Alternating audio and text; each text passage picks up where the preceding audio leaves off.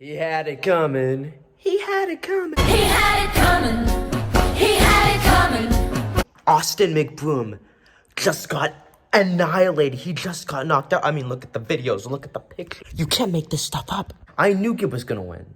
But I did not know he was going to win this way.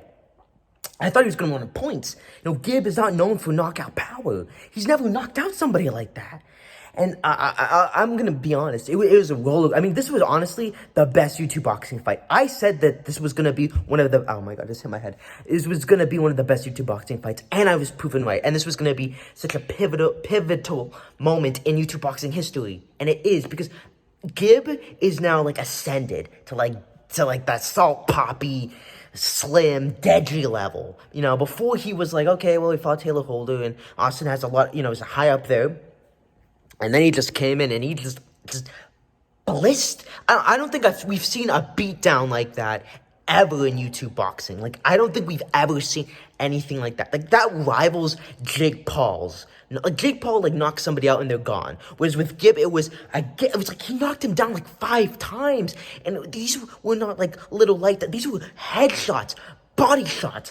I mean, it was brutal. It was just so violent. And I loved every minute of it. First round, Gib comes out. He's, you know, giving Austin the look. Austin's, you know, popping out the jab really well. Then Gib gets knocked down. And I'm like, oh my God, Jake Paul 2.0. Oh, can't believe this. Like, I could not believe. I don't think anyone could have predicted Austin would have gotten Gib down in the first round. That it was like not like a small knockdown. It was like, boom, Gib went and did the crab again. And then Gib came back. And I thought, you know, he's hurt, and Austin did have him hurt. And then I think it was round 4, I think it was round 3, Austin gets knocked down, he gets knocked down again, and then from then on out until round 4 or 5, whenever the fight ended, it was a beatdown, a complete domination by 7-figure Gibber. That's what it was. It was a domination. I mean, like, oh my God. And what I loved is the body shots. This is what got Pinata out. This is what got Swarms out. This is what got Austin out. When Gib sent McBroom through the ropes twice, not once, twice. He went for the body. Austin's hand went down. Boom, come over with a headshot. Boom, Austin went down. Honestly, was not expecting Austin to get dominated by that. I thought this was going to be and it was a competitive fight, but I did not believe that Gib would dominate Austin, and I didn't think Austin would dominate Gib. Like, I was not expecting that. And Gib, you know, obviously he got hurt, but, you know, it just goes to show how much he's improved as a fighter. And fighting at, you know, a fair weight class matters, because he utilized the jab, he used the body, the constant pressure, but he was smart with it. He was smart with the pressure, he used selective shots, he stayed calm, and he took advantage of Austin's flaws. And Gib found out his flaws very quickly, which I was surprised by, because Austin did not look bad in this fight. He had a good jab, he had power, he clearly was able to, you know, knock out Gib, and he's still someone that could be very competitive in this scene. But I think if Gib and Austin had the same amount of experience, I don't know what would have happened. Maybe Gib would have still won, I really don't know. But experience always trumps unexperience, or talent that hasn't had those rounds. Like, Gib lost so bad to Jake. He got knocked out cold in the first round, or TKO'd. He's had wars. He's been in boxing for so many years. And I was so surprised that everyone was picking Austin to win, because I was like, Austin may have the better looking skills, but he's not fought for remotely as long as Gib has. And he fought a punching bag in Bryce Hall. And I don't think I ever said this publicly, but when I kind of saw Austin's flaws, and I'll show you the video, but Austin, he did this with Bryce. He would kind of lean in, or he would go like this, and Gib countered that beautifully. Like, all of the flaws that I saw in McBroom, Gib somehow managed to take advantage of. You know why Gib was so successful? In case I could take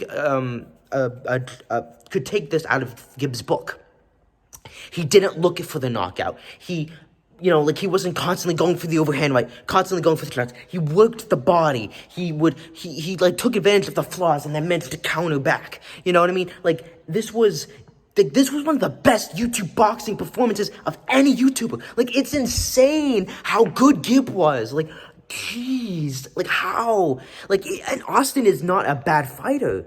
But it just goes to show that Gib, I think Gib needed to lose to Jake because I think the Gib that was fighting Jake would have lost to McBroom. Because he was terrible. But because he had that embarrassing loss, he actually became a good boxer. Before, he was a scrapper who had boxing gloves on. Now, and he proved that with Taylor Holder, he was a fighter first, a scrapper second. You can't question Gib's chin, his mentality, his heart. Like, this guy's, like, he's top, he's God level, man. Like, he's up there with KSI and Logan and Jake. I don't care if anyone says I'm biased or whatever. Like, that is the truth. That is a fact. He is God tier level. Because a lot of YouTubers, I think, would lose to Austin. Like, I don't know how well Austin would do, how well, like, Deadly would do against Austin. Actually, Deadly might have done pretty well against Austin, not gonna lie. That would have actually been such a good fight. Even someone like Adam Sala, like, I think Austin was a good fighter, but you saw that, like, Taylor Holder wasn't a punching bag. I thought, yeah, Taylor, he was a punching bag. But, like, Austin became a punching bag. He got stationary. He kind of just stood like this. And because the pressure, the power, the experience, like, Austin just was inexperienced. He was inexperienced, and he saw that uppercut, and he wanted to go for it, and he wanted the knockout shot. And he got knocked out. Whereas Gib was not looking to knock this guy out. He was just looking to outbox him. And that's exactly what he did. And even when Austin was hurt, he still landed some good shots on Gib. Like, Austin, this was a competitive fight. Austin is not a bad fighter. It's just Gib is just at this other level. Like, and I'm glad this happened. And when Austin knocked down Gib, I was like, there's no way the universe is going to allow Austin to win. And Austin, he deserves this. I don't feel bad for him. Like, he was literally taken on a stretcher. And I'm like, good. Because he screwed over his fighters. He was a scammer. He did this for money. He wasn't doing this because he cared about the sport. This is what I said when I made my prediction. Gib was going to win because he cares about boxing. Because this is his life. Austin is doing this for a paycheck. To get into a trend. He wasn't actually caring about anything. Karma. It's karma. It literally is the physical manifestation of karma for Austin. And it's so weird because Social Gloves has Social Gloves 1 was a great event, but this one was just bad, and the marketing's bad. But somehow, Social Gloves, the worst YouTube boxing promotion, has resulted in the best YouTube fights. Gib versus Taylor, Gib versus Austin, Austin versus Bryce, Landon McBroom's fight,